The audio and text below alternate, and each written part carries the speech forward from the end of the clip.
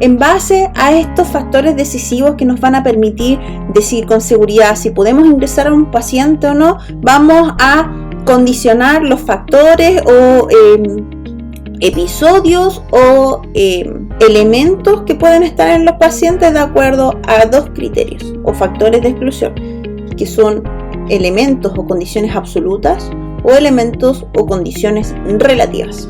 Hablemos de las condiciones absolutas, que son las menores, pero que son las más importantes. Bueno, dentro de las condiciones absolutas hay 5 elementos que están contraindicados absolutamente. No pueden ingresar bajo ninguna instancia, ni autorizados por quien sea. De hecho, me han llegado órdenes médicas que dice resonancia de tanto procedimiento, paciente portador marcapasos autorizado. Claramente que no. Uno mira esa orden y dice, pobre angelito, ¿cierto?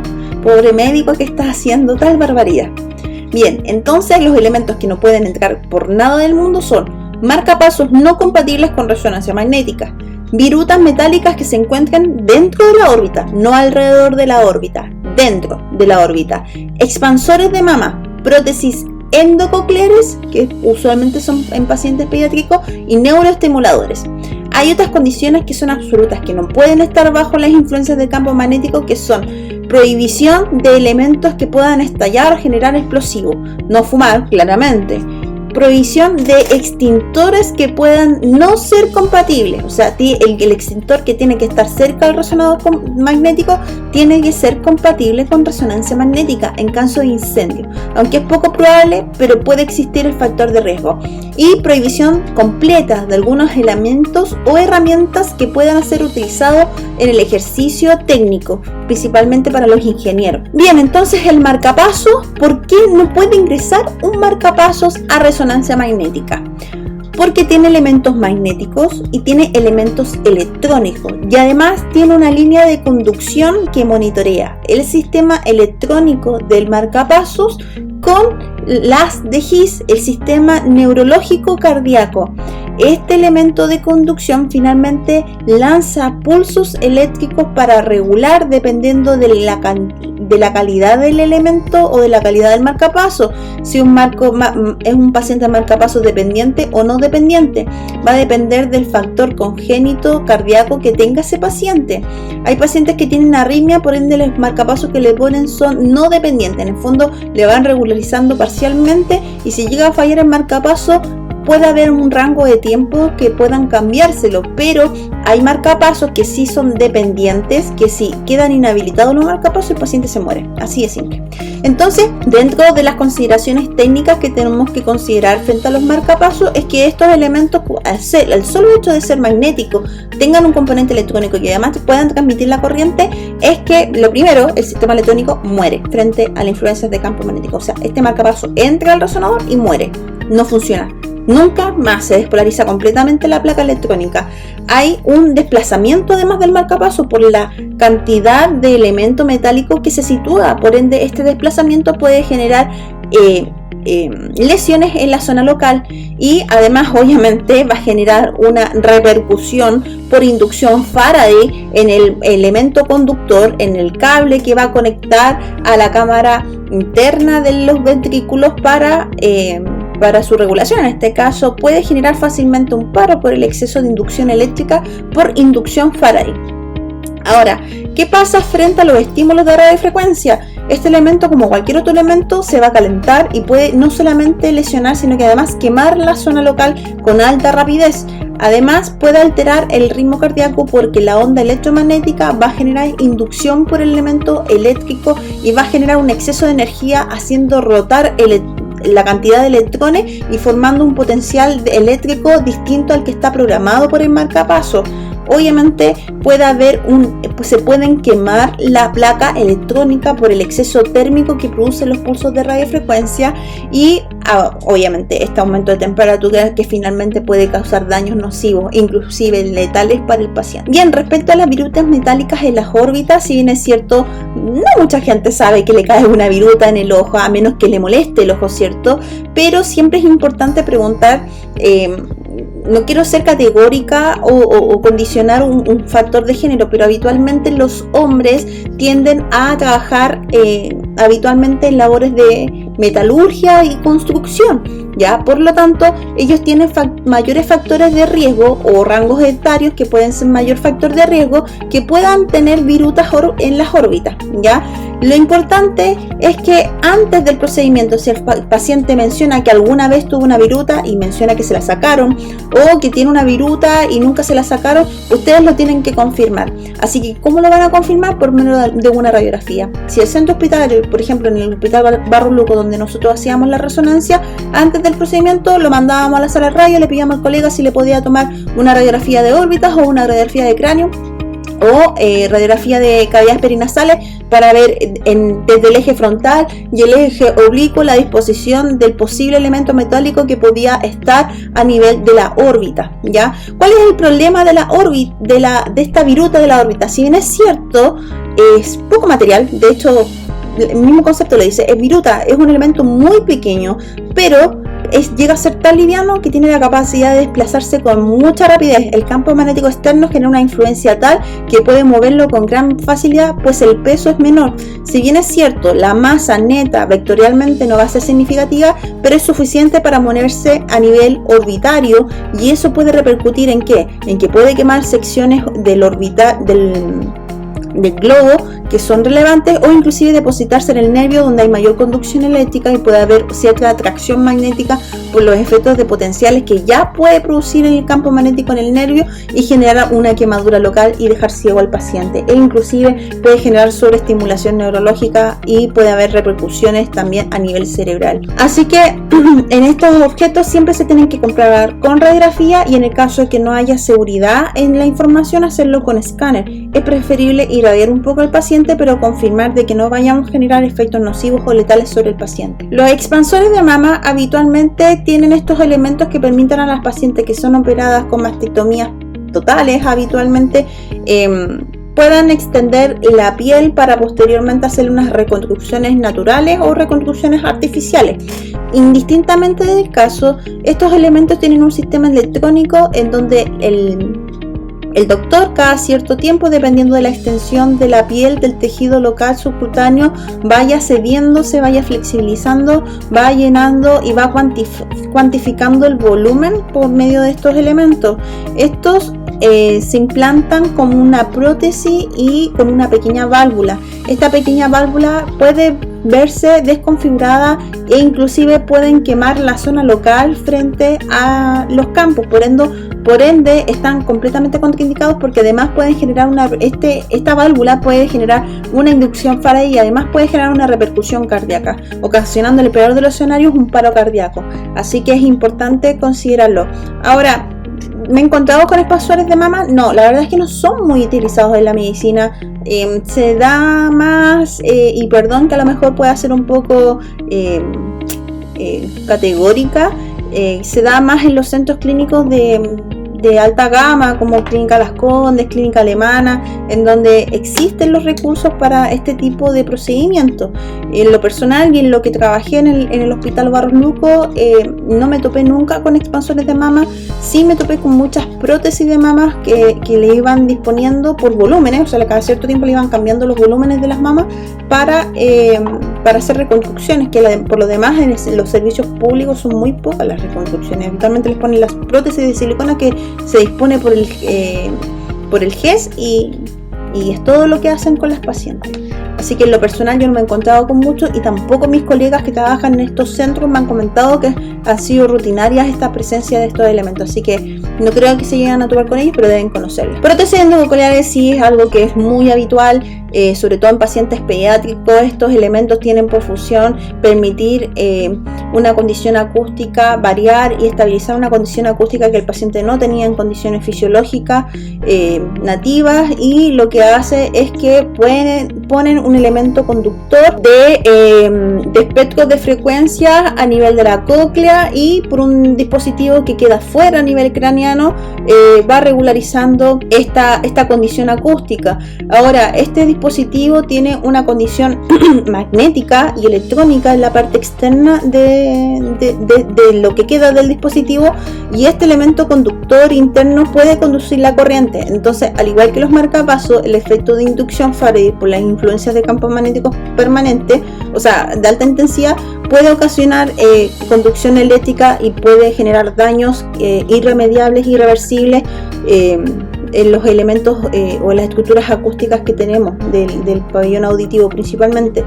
Y además, los pulsos de radiofrecuencia pueden calentar rápidamente estos elementos, por lo que no solamente vamos a generar un dolor, un daño permanente en el paciente, sino que este elemento va a quedar completamente inhabilitado y va a tener que ser removido o cambiado, cosa que es poco probable, puesto que las prótesis endococleares son elementos muy caros. El procedimiento quirúrgico para poder implementar estos elementos en estos pacientes es muy complejo, y el daño que puede ocasionar por las influencias en radiofrecuencia y magnéticas pueden generar daños irreversibles que hacen que poner otra prótesis sea muy complejo o simplemente no sea una opción y pierda la audición ese paciente. Los neuroestimuladores son elementos que ayudan al sistema nervioso tanto central como periférico para poder recuperar parcialmente o completamente un segmento de estimulación neurológica que está situado en alguna enfermedad o en alguna condición crítica. Ahora, estos elementos, al igual que las prótesis endococleares, son elementos que inducen corriente, generan pequeños estímulos para poder manipular el sistema neurológico en donde están situados y trabajando, y no solamente tienen la capacidad de alterar o volcar el potencial de corriente que están capacitados para inducir, que sobreestimularían este material, sino que podrían calentar y dañar los nervios o la zona local, generando repercusiones parciales o nocivas letales sobre el paciente. En el fondo se va repitiendo el mismo patrón, chiquillos. Las inducciones magnéticas por inducción Faraday, campo, corriente, campo, y el efecto térmico exacerbado por los pulsos de radiofrecuencia pueden generar daños nocivos y permanentes sobre los pacientes. Por eso siempre hay que preguntar y ser bien categóricos, sobre todo los pacientes que vienen de los departamentos de neurocirugía, si es que disponen de estos elementos. Bien, ya conocimos las contraindicaciones absolutas, que son pocas, pero son muy importantes conocer y saber cómo se comportan los materiales y cuáles son los efectos que pueden producir, porque el día de mañana los médicos que no tienen conocimiento de los medios de seguridad que debemos considerar al momento de ingresar a un paciente, se lo van a cuestionar, y ustedes van a tener que responder con fundamentos al momento de defender la decisión que están tomando. Aunque sea conocida, aunque sea rutinaria, hay médicos, y de verdad se los digo, hay muchos médicos que no conocen los criterios de seguridad. Por eso, que no les parezca raro si es que llega una orden médica que dice que un paciente con marcapaso puede hacerse resonancia, porque no están capacitados, no están entrenados en las medidas de seguridad. Bien, ahora habíamos hablado que también hay condiciones relativas que pueden entrar siempre y cuando se cumplan ciertos criterios o acotemos los protocolos en virtud de un diagnóstico determinado, que esto lo vamos a ver un poquito más rápido. Hay una página que es mrisafety.com que nos permite cuantificar o clasificar algunos elementos, sobre todo los elementos de osteosíntesis, lo que se trabaja en la medicina. Cada año esta página va actualizando sus listas de caracterización de los materiales que se ocupan en medicina, y están clasificados según criterios de seguridad. Y cuando los criterios de seguridad rondean en los 5 o 6, que si es que llegan a meterse a esta página, ya uno tiene que ir a buscar a las páginas de los fabricantes, o en su defecto comunicarse directamente con los fabricantes para saber si son compatibles y bajo qué condiciones son compatibles. Antes de cualquier otra cosa, es importante entonces tener muy clara la encuesta. Ustedes tienen que conocer muy bien este instrumento de interrogatorio que se le hace a los pacientes, tanto escrita y después la interrogación verbal que ustedes van a hacer y que su equipo de trabajo va a confirmar. Y es importante considerar algunas cosas.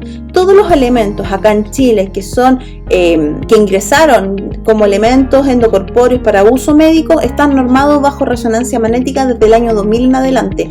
Ahora hay un espectro de años entre el 2000 y 2005 que no todos están normados, puesto que algunos ya estaban en Chile cuando se solicitó esta norma, pero lo importante y lo que tienen que tener claro es que desde el 2000 hacia atrás no están regularizados por MinSal en lo que respecta a seguridad en resonancia, y esto lo declara el MinSal. Entonces, dado lo anterior y para poder tener información fehaciente, siempre los elementos de osteosíntesis o los elementos endocorpóreos de uso médico tenemos que categorizarlo. El nombre del elemento, la marca en donde se emitió este elemento, el año en que tuvo la cirugía y la longitud máxima que tiene este elemento, para de esta forma buscarlo, contactarnos con los fabricantes, contactarnos con el médico tratante, buscar las epicrisis de estas cirugías para saber si va a generar un riesgo o no, dependiendo de la sección anatómica que ustedes vayan a estudiar. Bien, dentro de los más habituales tenemos los clips de aneurisma y los clips hemostáticos. Estos clips antes del año 2000 no eran compatibles, eran elementos de aleación de fierro con acero inoxidable, así que no son compatibles en lo absoluto.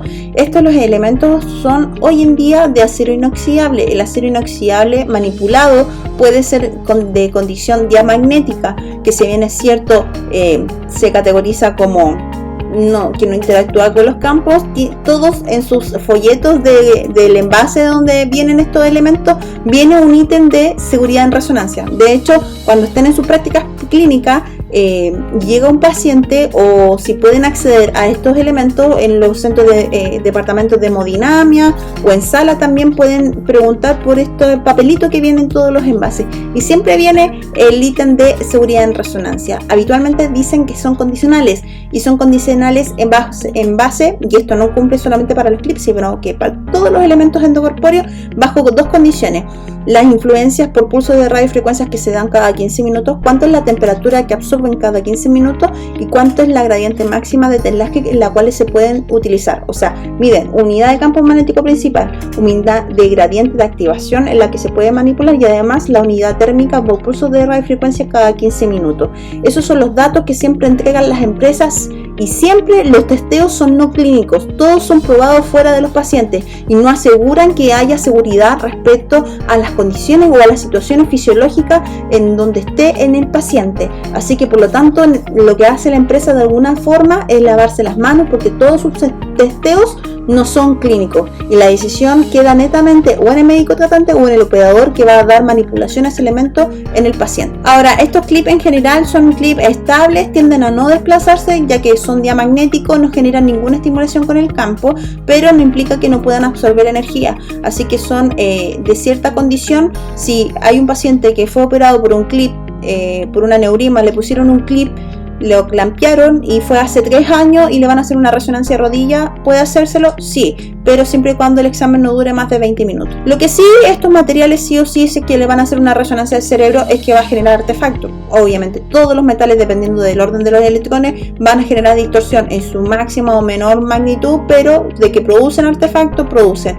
El artefacto típico es tanta la vulnerabilidad de la distorsión de la imagen que puede llegar a repercutir en el diagnóstico clínico además. Así que es importante que si vamos a considerar hacer un examen, en este caso un paciente que no tiene un clip y a nivel del cerebro, tenemos y debemos informar al médico tratante y al radiólogo que tiene un clip y que genera cierta distorsión, y a pesar de que nosotros lo podemos compensar corrigiendo algunos factores de la imagen, no lo vamos a eliminar porque las condiciones magnéticas de ese material generan dicha distorsión. Bien, otro tipo de los elementos que se van a encontrar con gran frecuencia son los COI, los filtros y endoprótesis intravasculares. Esto habitualmente es una malla metálica o algunas veces son aleaciones de mallas metálicas con aleación de policarbonato, que si bien es cierto, en su gran mayoría son levemente magnéticos, tienden a ser paramagnéticos o diamagnéticos,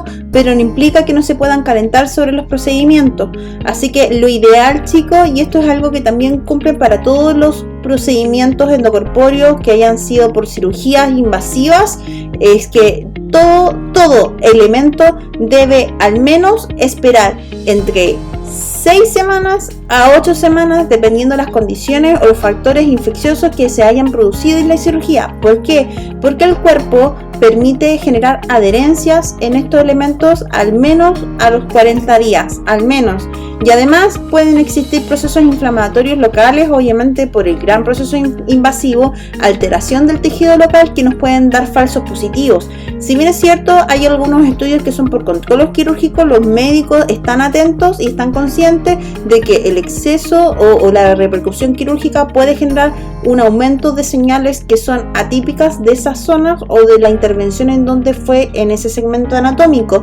Pero lo ideal, en este caso de la instalación de metales que son en segmentos o en estructuras muy sensibles, como en este caso en los vasos o grandes vasos, es importante considerar que dependiendo de las características magnéticas de los elementos, si no cumplen este principio de adherencia, que el cuerpo tenga la capacidad de empezar a restituir tejido alrededor de estos elementos, pueden haber desplazamientos y podemos generar un daño permanente en el paciente o letal, podemos matar al paciente, así es simple. Bien, entonces esto habitualmente son mallas de aleaciones entre elementos plásticos, de policarbonatos o metálicos, y tienen esta capacidad de extenderse, de expandirse. Si bien es cierto, pueden hacer ciertos procedimientos que no estén directamente relacionados a la zona o en el tejido donde estén alojados estos elementos, pueden generar repercusiones, pero hay que tener atento, acotar los protocolos, tratar de minimizar el tiempo de exploración en los resonadores magnéticos. Bien, respecto a las prótesis metálicas, bueno, ya sabemos que tenemos varias prótesis que pueden ser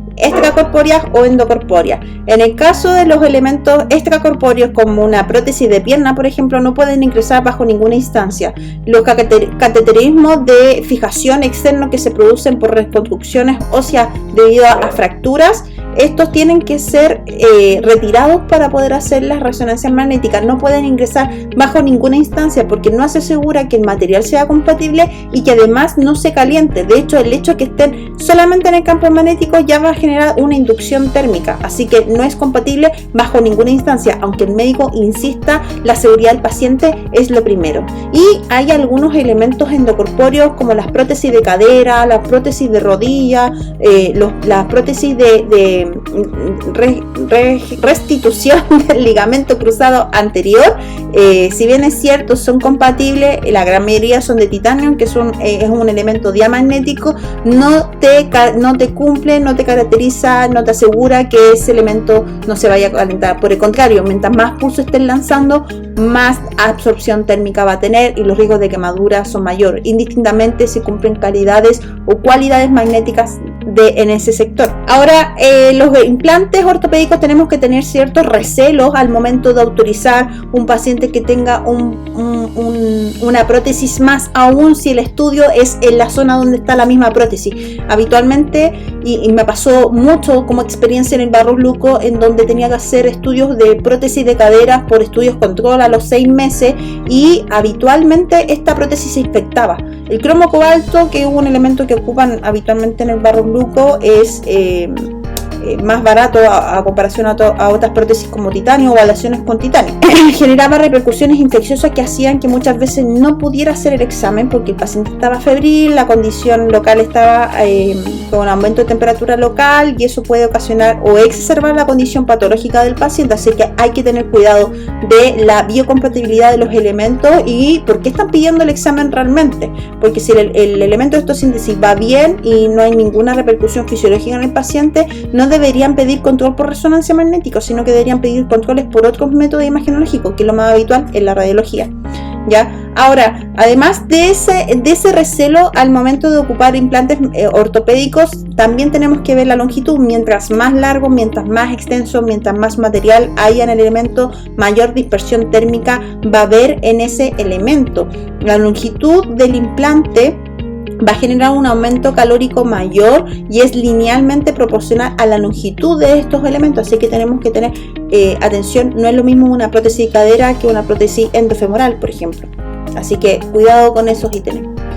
Válvulas cardíacas y anillos de anuloplastía. Habitualmente hoy en día en nuestro mercado médico existen dos tipos de válvulas, que son las válvulas biológicas, que no tienen ningún riesgo en resonancia magnética, excepto la cirugía, que si se ha hecho una cirugía tiene que esperar al menos 60 60 días o idealmente 90 días para que la regeneración de los tejidos sea completa y el calor no exacerbe las condiciones inflamatorias de un proceso quirúrgico. O las válvulas mecánicas, que habitualmente son de teflón y que tienen un anillo, un halo de carbono o de aleaciones de titanio con carbono. En general, todas las válvulas que están dispuestas desde el año 2005 son compatibles con resonancia. No tienen contraindicación, pero sin embargo tenemos que mantener cierto recelo, pues si bien es cierto, están hechos de carbón, la absorción térmica no es tan alta como metales más compactos como el titanio, como el platino, como el acero inoxidable, pero van a absorber energía igual. Así que la consideración es que podamos hacer estos estudios, pero bajo cierto recelo. Si están pidiendo una columna total con contraste, podemos hacerlo de acuerdo a cemento para no sobreexponer al paciente frente a la disposición de estas válvulas. La única válvula que no es compatible con resonancia es una válvula muy antigua que se ocupa, y me ha tocado en 2 oportunidades tener que averiguar sobre estas válvulas porque son pacientes operados de estos elementos de mucha data, que es la Stark Edwards, la Pre 6000, que esta válvula incluye elementos de acero inoxidable con hierro y un elemento de silicona en su interior. Son sumamente antiguas, pero en el tiempo que estuve en el Barros Luco me tocó ver en 2 oportunidades pacientes con estas válvulas y no pudimos hacérselas bajo resonancia magnética. Materiales o elementos dentales. Esto es mucho problema, porque habitualmente los pacientes que tienen tratamientos dentales, sean brackets, restitución del arco dental, corrección de lineamiento dental, generan muchos problemas, puesto que la gran mayoría de los brackets son compatibles por el hecho de ser acero inoxidable, y algunos ocupan pequeñas aleaciones de titanio, no son muchos, pero la gran mayoría son de acero inoxidable manipulado para que sea diamagnético. Sin embargo, es importante saber que las arcadas que ponen detrás de los brackets, o la arcada que ponen detrás de los dientes, ese habitualmente no es compatible, es hierro, y eso puede generar, sobre todo en las resonancias de cerebro o de cuello, cuando le piden estos exámenes a los pacientes que tienen estos tratamientos dentales, o se sacan los elementos, le piden al dentista que se los saquen antes de realizarse la resonancia, o simplemente no se hace la resonancia, puesto que genera una distorsión geométrica, una distorsión por susceptibilidad magnética de los materiales altísima, y puede conllevar a que el examen no sea viable, no sea diagnóstico, porque se va a ver más artefacto que parénquima cerebral. Bien, balas, perdigones y metralladas. Estos elementos son habituales en el Barros Luco. Me tocó en muchas ocasiones tener que evaluar condiciones de balas que si bien es cierto son factores de riesgo, pero tenemos que tener algunas salvedades. Hay 2 tipos de balas que obviamente conocemos: las institucionales y las hechizas. Las institucionales son aquellas que están hechas con bromo estaño o con bronce estaño. Son elementos que son paramagnéticos y que por medio de la aleación tienden a ser relativamente estables magnéticamente. Sin embargo, las hechizas no tenemos claridad ni certeza de con qué materiales fueron diseñadas, y por ende son ya de por sí factores de riesgo para el paciente.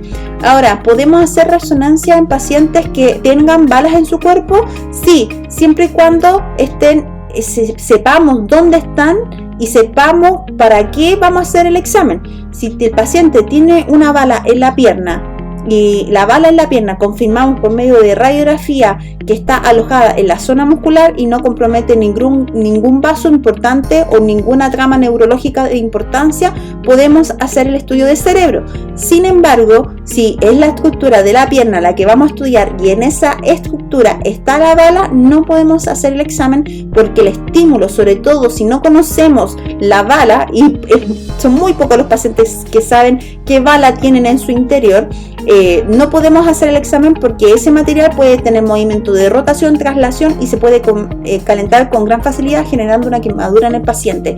Así que lo primero, si es que el paciente tiene bala, pedirle a su médico tratante que le tome radiografía, o si está en un centro hospitalario público, tienen esta libertad de pedir a los colegas de radiografía sin ninguna intervención por orden médica, solamente autorizada por el jefe de servicio, para que le tomen una radiografía y puedan ver la localización de ese elemento y puedan evaluar si es viable o no de acuerdo a la ubicación de este material y si genera efectos nocivos o no. Ahora, ¿dónde no le recomiendo hacer la resonancia? Bajo ninguna instancia frente a la disposición de estas balas, cuando las balas están alojadas en la zona torácica, indistintamente de la zona, en la zona cérvico-torácica, o sea, a nivel del cuello, en la zona abdominal y en la zona pélvica, partes blandas. Si está alojada, por ejemplo, en la zona del glúteo, en la zona muscular, no es problema, pero si está ubicada la bala en partes blandas a nivel pélvico, sí es factor de riesgo, porque indistintamente si la bala es institucional o si es hechiza, se va a calentar de la misma forma y puede generar daño, dada la sensibilidad de los órganos que están alojados en estas secciones que les acabo de comentar. Bien, tenemos otros elementos que son vías, que una de las vías o catéter que disponen los pacientes son los catéteres Schwann-Ganz. Los Schwann-Ganz se ocupan a nivel coronario o en las unidades coronarias. No es difícil verlos en otros centros o en otros servicios o en otras unidades, ¿ya? El catéter Schwann-Ganz tiene por función no solamente tomar gases, tomar muestras, hacer tránsito de administración de medicamentos, sino que también puede regularizar la frecuencia cardíaca cuando los pacientes se encuentran hospitalizados y no pueden disponer de un marcapaso regulador no dependiente en su cuerpo para poder estabilizarlos, o cuando llegan de urgencia usualmente le disponen de estos catéteres Schwann-Ganz para estabilizarlos, para estabilizar su frecuencia cardíaca, su ritmo cardíaco, y además manipular muestras de sangre y administración de medicamentos directamente a nivel coronario. Estos catéteres son los únicos que no pueden entrar a resonancia magnética, y me imagino que ya pudieron deducir el por qué, porque como están constantemente estimulando el corazón para regularizar su ritmo cardíaco, es muy probable que pueda conducir la corriente y finalmente puedan generar un paro cardíaco al paciente. ¿Me he topado con estos catéteres? Claro que sí, y la unidad de coronaria que tiene ya quedó más que claro. Tuve que hacer una cátedra de estos elementos y otros elementos más que no pueden ingresar a la resonancia magnética, así que la educación, chiquillos, es lo primero. Tenemos que educar a las personas que están pidiendo las órdenes médicas, que son los médicos y las enfermeras, para que puedan estar atentos si realmente es beneficioso tomar estos exámenes en este tipo de pacientes, o en su defecto sacar el catéter, si es fundamental la resonancia magnética. Ellos, en el fondo, son ellos los que tienen que decidir. Uno pone las reglas del juego, uno pone los riesgos asociados a la influencia del campo, porque los únicos responsables, los únicos que saben completamente cómo funcionan y los niveles de seguridad de un resonador son ustedes. Ustedes son los expertos, nadie más. Los ingenieros en resonancia y ustedes son expertos en seguridad en resonancia. Nadie más del equipo de salud sabe más que ustedes en resonancia magnética. Tatuajes, esto es tema también. Los tatuajes se consideran quemaduras de segundo grado, por lo tanto es importante considerar si podemos hacer un examen o no, siempre y cuando se cumpla el siguiente criterio. Los tatuajes, para que se puedan hacer en resonancia magnética, tienen que tener igual o más de 3 meses de haberse realizado, que la extensión del tatuaje no sea la zona de adquisición, si es que lo vamos a hacer en ese rango de tiempo de 3 meses, porque si ya tiene 6 meses o un año, no hay problema. Sin embargo, es importante comunicar a los pacientes que indistintamente de la data del tatuaje, sea 6 meses, un año, 10 años, pueden sentir estimulaciones, porque finalmente la zona del tatuaje es una zona de quemadura. El tatuaje es una quemadura de segundo grado, que lo que hace es traspasar las distintas capas para alojar y tintear esa zona, y el cuerpo con el tiempo va a regenerar ese tejido para que el tinte haya quedado debajo de la piel y se pueda ver, ¿cierto? Entonces, dadas esas características, se considera como una quemadura de segundo grado. Si tiene menos de 3 meses el tatuaje, no se puede hacer, indistintamente si es o no es la zona de estudio en resonancia magnética. Se despacha y se le indica que tiene que esperar al menos 3 meses, siempre y cuando no tenga un proceso infeccioso ese tatuaje, porque a veces se pueden dar que los tatuajes se pueden infectar. Esto es solamente una pincelada. Hay muchos elementos condicionales, claro que sí, se van a topar con infinitos casos clínicos en donde ustedes van a tener que decidir si pueden o no pueden hacer una resonancia magnética. Así que lo importante y lo relevante que tienen que considerar al momento de hacer una encuesta, diseñar una encuesta en su centro médico u optimizar una encuesta dadas las condiciones o los casos clínicos que ustedes vayan viendo día a día. Dentro de ello, los datos del paciente. Hay datos que son fundamentales, que sí o sí se tienen que confirmar, como en el caso del peso. El peso es un dato importante. De hecho, si ustedes no ingresan el peso al resonador, no pueden partir con la secuencia. La edad, no es lo mismo hacer un paciente neonato que hacer un paciente adulto, joven, que hacer un adulto mayor. Así que la edad también es muy importante. Las indicaciones, los riesgos, beneficios sobre el procedimiento como tal, lo que puede llegar a sentir y lo que no. Y no solamente emitirlo de manera escrita, sino que además ustedes verbalmente tienen que explicarlo de manera simple y clara al paciente para que pueda comprender los riesgos asociados bajo la influencia. Y en el caso que tenga un elemento endocorpóreo metálico o que puede generar un factor de riesgo, también tienen que hacérselo saber y cuáles serían los posibles riesgos o las posibles estimulaciones que podrían tener bajo la influencia de los campos. Así que importante, y creo que no lo comenté en la clase de seguridad, pero siempre a los pacientes se les pasa una alarma, que es una gomita que se encuentra en todos los resonadores, en donde si el paciente llega a sentir un estímulo, llega a sentir un dolor, el paciente automáticamente tiene que apretar la goma para que se nos suene una alarma en la sala comando y podamos ir a auxiliar al paciente. Dentro de la encuesta hay preguntas que sí son fundamentales. Dentro de ellas están relacionadas con las contraindicaciones absolutas. Por ende, la primera pregunta que tenemos que hacer es si son portadores de marcapasos y además si son pacientes que han sido intervenidos a nivel coronario, si tienen implantes, válvulas, etc. Las otras cirugías que son de relevancia para nosotros es que han tenido intervenciones cerebrales, pues pueden poner implantes, válvulas de derivación, válvulas de desahogo del líquido cefalorraquídeo que pueden ser de manera electrónica, comandada por medio de imantación o solamente válvulas de derivación peritoneales, ¿cierto? Así que en el caso que exista duda del elemento o de la válvula que el paciente refiera, tenemos que pedir sí o sí la epicrisis quirúrgica. Cirugías cardíacas, obviamente las más habituales son reemplazos de válvulas, si hay grapas aórticas, si hay dispositivos de bypass, está en coronario o trasplantes coronarios como tal, y cuál es la data del tiempo, por eso al lado dice años, ¿cierto? Hay otras preguntas de relevancia como si sufren falla renal, que lo vamos a ver posteriormente en los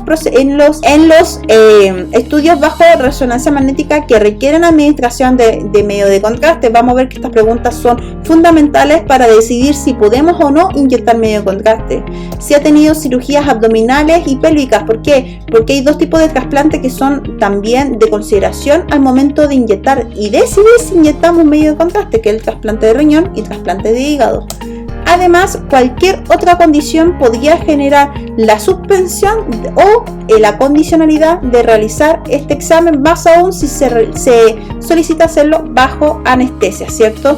Dentro de ellas tenemos Parkinson, donde los pacientes no se pueden quedar tranquilos y requieren la realización del estudio bajo anestesia, algún tic o movimiento involuntario, convulsiones repetitivas, tos carraspera que puedan provocar movimiento en las imágenes, y pues espasmos, epilepsia no tratadas que se puedan dar durante el examen, resfriado que puedan generar estornudo en el paciente y podrían generar movimiento en el estudio, y finalmente requerir el estudio bajo anestesia. Claustrofobia, hay pacientes que ya saben de antes que son claustrofóbicas, pero la gran mayoría de nuestros pacientes se encuentran que son claustrofóbicos cuando son expuestos a este tipo de procedimiento, y frente a este tipo de síntomas, habitualmente el paciente presenta el síntoma de manera instantánea. Apenas se está ingresando al resonador, pide inmediatamente que lo saquen, pues la angustia y el susto, el miedo, lo exacerba en el momento que está ingresando al campo. Hay algunas veces que toleran la primera parte, que es el ingreso, la preparación,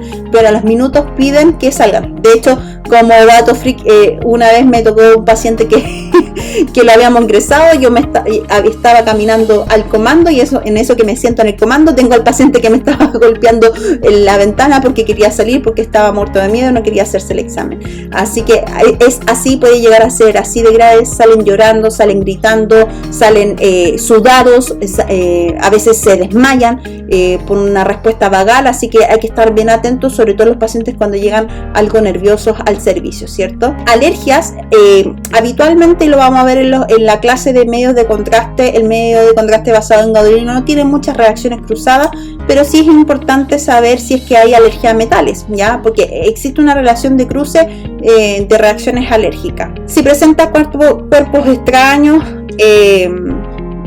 ya sea balas, perdigones, esquilas, tatuajes, tienen que ser declaradas por el paciente. Si hay tipos de decoración endocorpórea, o sea, si hay tipos de decoración corpórea, como en el caso de tatuajes y piercing, claramente los piercing tienen que retirarse antes del estudio y los tatuajes tienen que declarar la data que tiene esa intervención. Y si los pacientes son oncológicos, preguntar si están en tratamiento para saber cuál va a ser la disposición de los brazos al momento de dar la cateterización periférica, y si pueden haber algunas complicaciones o secuelas secundarias imaginológicamente que tenga que saber el médico al momento de informar. Y hay preguntas que están dirigidas exclusivamente a las mujeres: si hay probabilidades de embarazo. En el caso de las pacientes que tienen embarazos, tienen que hacerse los exámenes, pueden ser seguros posteriores a las 12 semanas, siempre y cuando sean acotados los estudios. No se ha comprobado seguridad en pacientes que tengan igual o menor a 12 semanas. Si bien es cierto, este es un equipo que no emite radiación, pero tampoco se asegura que la influencia de campos magnéticos y la exposición a pulsos de radiofrecuencia pueda generar efectos nocivos sobre el feto. De hecho, se sabe que en condiciones normales las pacientes en este primer trimestre de embarazo pueden tener un 50% de posibilidad de generar un aborto espontáneo. Entonces la idea es no exponer o sobreexponer al feto para no sobrecargar la balanza en este 50% de probabilidades de aborto. En el caso de lactancia se pregunta en el requerimiento del uso del medio de contraste, y si se encuentra con algún tratamiento hormonal. Esto va dirigidamente a cuando se tenga que hacer resonancias de mamas para ver si se pueden realzar falsos positivos en la imagen de acuerdo a la carga hormonal, o el dispositivo T, que es un elemento que puede generar artefactos parciales, casi nulos, pero existen los artefactos que se puedan dar por este elemento en los protocolos de pelvis. Y en el caso de las pacientes oncológicas mamarias, se tiene que preguntar si ha tenido extracción de ganglio, si tiene prótesis mamaria o si le han hecho mastectomía parcial o total. Pues depende obviamente de en qué brazo voy a disponer, y en el caso que le hayan hecho extracción de ganglio, mastectomía total, vamos a tener que disponer de un catéter en otra sección. Habitualmente se dispone de los pies para poder pinchar a este tipo de pacientes. Y las últimas preguntas son las más básicas pero fundamentales. Es preguntarle al paciente por qué le están pidiendo el examen. Habitualmente, y los pacientes que son no conocen su estado clínico, se dicen porque el médico me lo pidió. Entonces tenemos que empezar a indagar con otro tipo de preguntas, tener mucha paciencia en esta parte, porque es fundamental para poder retroalimentar al radiólogo. Si siente dolor, no siente dolor, hace cuánto siente dolor, bajo qué condiciones siente dolor, cómo le duele, desde qué data, si come o no come, si hace esto o hace lo otro para manifestar el dolor. Es muy relevante al momento de realizar el examen, ¿ya? Y algún dato extra, alguna cirugía, algún accidente que haya tenido, también son relevantes para el estudio. Eso, chicos, la clase es bastante extensa. Espero que hayan podido aprender un poco en lo que respecta a seguridad y contraindicaciones. Estas clases son fundamentales, son de gran relevancia, pues en día de la mañana aquellos que se desempeñen en esta área les va a tocar duro con respecto a las decisiones que nosotros tomamos en el día a día. Resonancia magnética es un área muy compleja, pero también una de las más hermosas que existe dentro de las modalidades diagnósticas. Espero que hayan podido aprender algo, que haya sido entretenida la clase. Nos vemos en la actividad sincrónica y cualquier duda que ustedes tengan la podemos resolver en esa instancia. Que estén muy bien, nos vemos.